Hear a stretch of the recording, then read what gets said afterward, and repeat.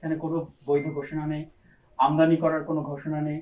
তারা বিদেশ থেকেই এই আইফোনের পার্টসগুলো আলাদা করে এবং তারা বিভিন্ন বিমানের মাধ্যমে তারা এখানে পাঠায় এবং এখানে একটা তারা ল্যাব তৈরি করেছে।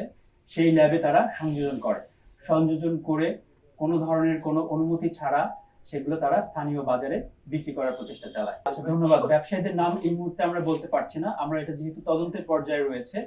আর যেটা বলছেন যে তারা সবসময় যে বায়ারদের কাছে যায়, অর্থাৎ এখানকার স্থানীয় যে যারা কেনে তারা নিজেরা কোথাও যায় না, তাদের কাছ থেকে এখানকার লোকজন গিয়ে তাদের কাছ থেকে সংগ্রহ করে। তারা স্থায়ীভাবে থাকে না, আমরা যতটুকু জানতে পেরেছি এবং তাদের পাসপোর্ট আমরা পর্যালোচনা করে দেখেছি যে তারা গত 1.5 বছর ধরে এই কার্যক্রম পরিচালনা করে আসছে এবং তারা এই 1.5 বছরের মধ্যেও বিভিন্ন সময়ে তারা চায়না গিয়েছে এবং বাংলাদেশে এসেছে। না, তারা পাসপোর্ট ভিসা নিয়ে আসছে, বৈধভাবে এসেছে, কিন্তু এখানে এসে এই ধরনের অবৈধ কার্যক্রম হ্যাঁ, 3 জনই বৈধভাবে এসেছে, ভিসা নিয়ে এসেছে, কিন্তু তারা অবৈধভাবে কার্যক্রমগুলো চালিয়ে আসছে। তারা যেহেতু চাইনিজ ভাষায় কথা বলে, তাদের সাথে কথা বলাটা একটা সমস্যা। আমরা চেষ্টা করছি তদন্ত করে তাদের সাথে কথা বলে পরবর্তীতে আমরা তাদেরকে আবার জিজ্ঞাসাবাদের জন্য নিয়ে আসবো আদালত থেকে।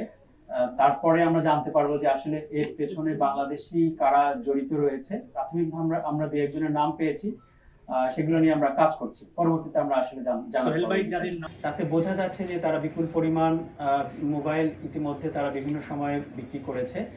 আসলে এখন পর্যন্ত কত সংখ্যক স্পেসিফিক এভাবে বলা যাবে না, যেহেতু আমরা কালকে অভিযান পরিচালনা করে 363টি মোবাইল উদ্ধার করেছি, পাশাপাশি আরো কিছু অ্যাক্সেসরিজ উদ্ধার করেছি। তাতে বোঝা যায় যে এটি এই পরিমাণটা একটু বোঝা যায়। আসলে এখন নিশ্চিত করে এভাবে বলা যাচ্ছে না যে গত 1.5 বছরে কত সংখ্যক করেছে, বলা যাচ্ছে যে এটা বিপুল সংখ্যকই হওয়ার কথা। এটা আসলে বুঝতে গেলে এটা যেহেতু আমাদের সাধারণ মানুষ যারা কিনছে তারা কিন্তু সাধারণ দোকান থেকে কিনছে, বিভিন্ন যে মার্কেট রয়েছে, মার্কেটে যে দোকানগুলো রয়েছে সেখান থেকে কিনছে, কিন্তু কেনার ক্ষেত্রে আসলে সচেতন হওয়া দরকার সাধারণ জনগণের। তারা যেন অবশ্যই বৈধভাবে আমদানি করা যে সকল মোবাইল রয়েছে, যেগুলো অফিসিয়াল ফোন, সেইগুলোই কিনতে উৎসাহিত করা উচিত। কারণ এই অবৈধভাবে নিয়ে আসা সেগুলো চোরাই হতে পারে, সেগুলো কোনো অপরাধের সাথে সংশ্লিষ্ট থাকতে পারে।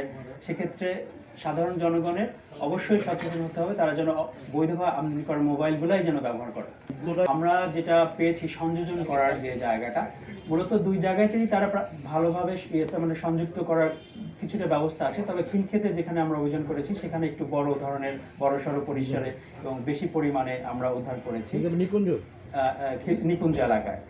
তো সেখানে একটা বড় ধরনের আমরা যন্ত্রপাতি বা ল্যাবের অবস্থান পেয়েছি।